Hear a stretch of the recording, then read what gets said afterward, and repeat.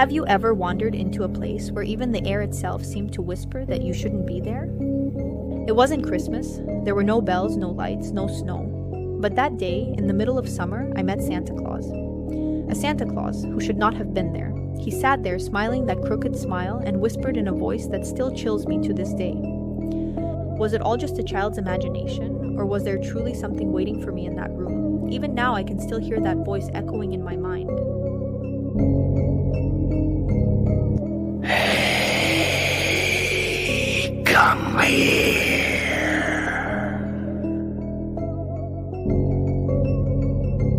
It wasn't Christmas. There were no carols, no twinkling lights, and no snow.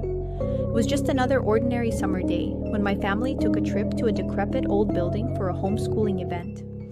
The hallways were dimly lit, the fluorescent lights flickering faintly, emitting a low buzz that set an eerie tone. As we walked in a line, I noticed a door slightly ajar at the end of the hallway. It revealed nothing but a pitch-black void inside. That was when I heard it, a voice faint and distant, yet somehow impossible to ignore. Hey, come here. It wasn't loud, but there was something unnatural about it. The words seemed to echo, not from the room, but from somewhere much farther away, as if they'd traveled through walls, through time, to find me. I froze, staring at the darkness behind the door. My group continued down the hallway, their footsteps fading into the distance. I knew I should catch up, but something about that voice pulled me closer. I stepped inside, my heart pounding, and the door creaked softly as it swung open. Suddenly, the lights flickered on, but they were dim and yellow as the walk distorted shadows across the room. In the center, sitting on an old wooden chair, was a man dressed as Santa Claus. But he wasn't like any Santa I had ever seen before. His red suit was tattered and dusty, the edges frayed and discolored. His gloves were gray and worn, stretched thin over skeletal fingers. His face was obscured beneath a messy mop of white hair, but his eyes glowed faintly red, like embers smoldering in the hollow sockets of his skull. Come closer, child. Don't be afraid. His voice didn't match his mouth. It wasn't spoken. It was everywhere, surrounding me, echoing inside my head. The sound vibrated with an unnatural resonance, low and haunting, like a wind sweeping through a graveyard. Despite the unease creeping up my spine, I found myself walking toward him. I climbed onto his lap, just as I'd done with countless small Santas before. His hands, resting lightly on my shoulders, felt cold and stiff like the hands of a porcelain doll. He asked me the usual questions in his strange, disembodied voice. What's your name? Have you been good this year? What rules? I answered, though I barely knew why. But as I spoke, I realized something unsettling. The more I talked, the more detailed his questions became. Where do you live? Who else lives in your house? What do your parents do during the day? Each answer I gave seemed to draw him closer to me, not physically, but emotionally, as if he was weaving some unseen thread around me. And that voice, it started to change. The tone deepened, distorted, as though it wasn't coming from him anymore, but from something beneath him, something hidden in the shadows of the room. Then he said something that sent a cold wave of dread through my body. Stay with me forever. I froze, realizing that the room was darker now. The dim lights above flickered more erratically, the shadows growing longer, crawling toward me. I tried to slide off his lap, but his hand clamped down on my shoulder, not hard, but firm enough to keep me in place. Stay. Stay.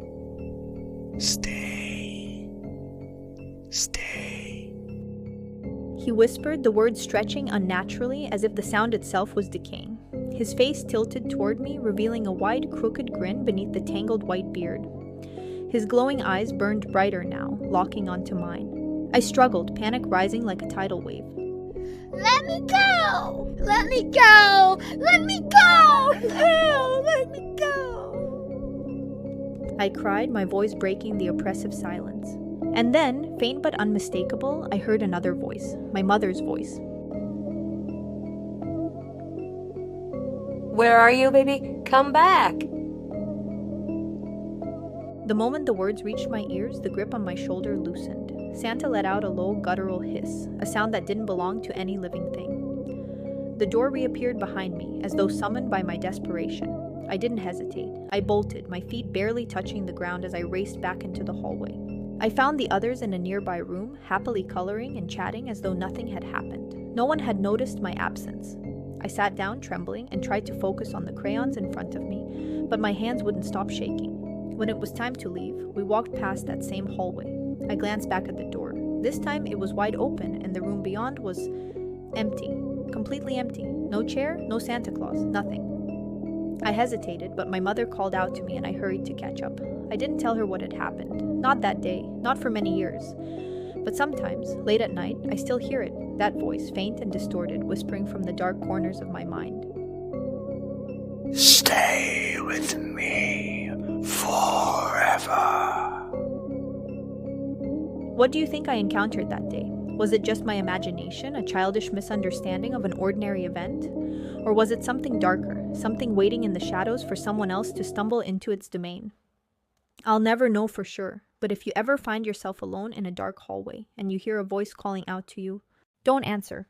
Love a good scare? Dive into the darkness with us by subscribing to our channel. Don't forget to like and share if you're brave enough. Have your own spine-chilling stories? Drop them in the comments below and you might see them featured in our next video. Hit that bell icon because the next nightmare could be just around the corner.